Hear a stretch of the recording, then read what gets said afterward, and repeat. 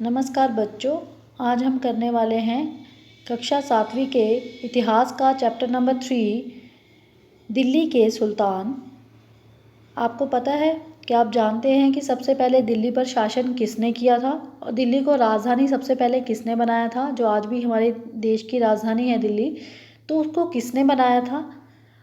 जो आप ये स्क्रीन पे अपनी ये जो चार्ट देख रहे हैं उसमें आपको अलग अलग वंश के लोग दिख रहे हैं, राजपूत वंश, प्रारंभिक तुर्की शासक। तो सबसे पहले जो राजपूत थे, और राजपूतों में भी सबसे पहले तोमरों ने दिल्ली पर अपना शासन किया था। तोमरों में सबसे फेमस जो शासक थे वो थे अनंगपाल, और इनका जो पीरियड है 1130 से लेके 1145 ईस्वी तक का। तो सबसे पहले दिल्ली को जो राजधानी बनाया था या जिसने दिल्ली पर शासन किया था वो कौन थे? तोमर थे। कौन थे? तोमर थे। और बाद में तोमरों से दिल्ली को छीनता है वो थे चौहान। कौन थे? चौहान वंश के लोग। और ये चौहान जो अजमेर के थे और धीरे धीरे अपना क्षेत्र का विस्तार करते करते यहाँ तक आ जाते हैं। कहाँ तक? दिल्ली तक आ जाते हैं और दिल्ली पर आक्रमण कर देते हैं और दिल्ली को अपनी राजधानी बना देते हैं। और इसमें जो सबसे फेमस जो तोमरों में मतलब ये जो चौहानों में जो सबसे फेमस जो शासक है वो कौन है? पृथ्वीराज चौहान, जिनके बारे में आपने अपनी पिछली कक्षा में भी पढ़ा होगा, पिछली क्लास में भी पढ़ा था। जब तराइन का जो वार हुआ था उसका गौरी के साथ आक्रमण हुआ था, तो गौरी के साथ आक्रमण करते करते पृथ्वीराज चौहान हार गया था। तो पृथ्वीराज चौहान का जो पीरियड है वो क्या है? 1175 से 1192 का। तो पृथ्वीराज चौहान को हराकर गौरी ने दिल्ली को छीन लिया था। लेकिन जब गौरी की मृत्यु हो गई थी तो दिल्ली के सल्तनत की स्थापना किसने की? कुतुबुद्दीन ऐबक ने। कुतुबुद्दीन ऐबक ने।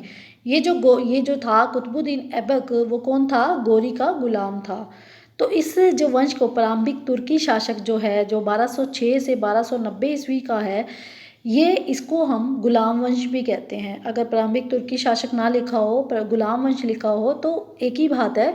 अगर आपका क्वेश्चन भी कई बार आ जाता है कि गुलाम जो वंश है वो किस वंश को कहा जाता है?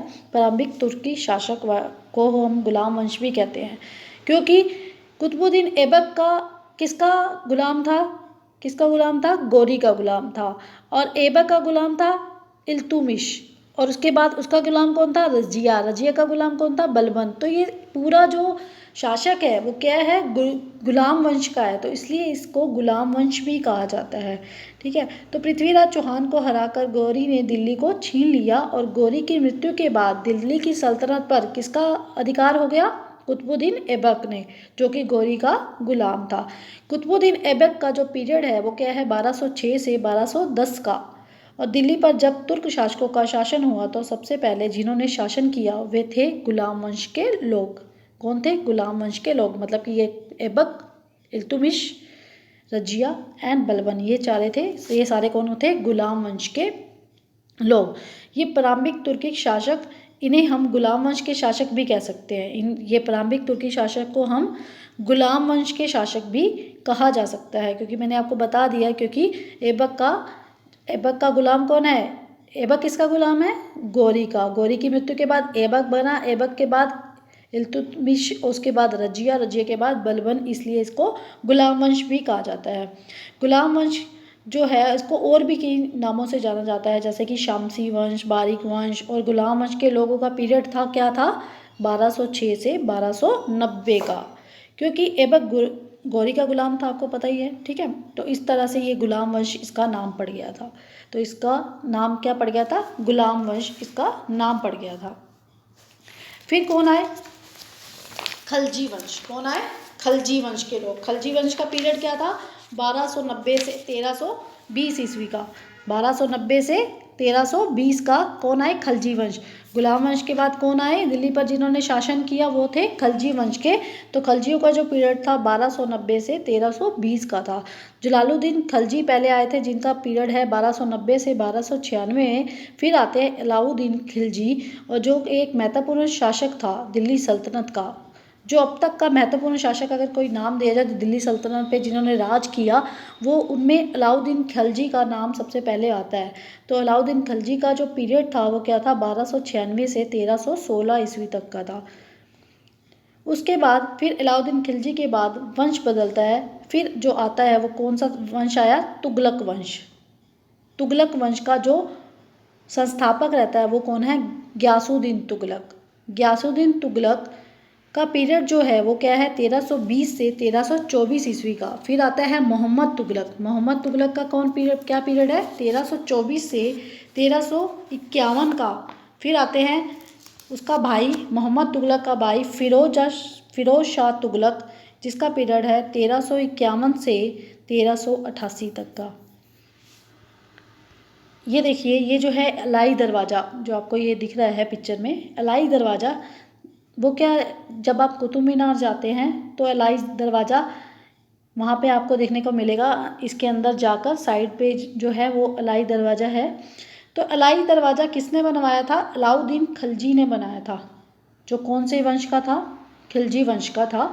और इसने अलाउद्दीन खिलजी ने ये बनाया था। देखो, इतिहास उन लोगों को ही याद करता है जिन्होंने कुछ अच्छे काम किए थे। इसके अलावा भी और भी बहुत सारे शासक थे जो दिल्ली सल्तनत पे जिन्होंने राज किया था, लेकिन उसका वर्णन आपकी बुक में नहीं है।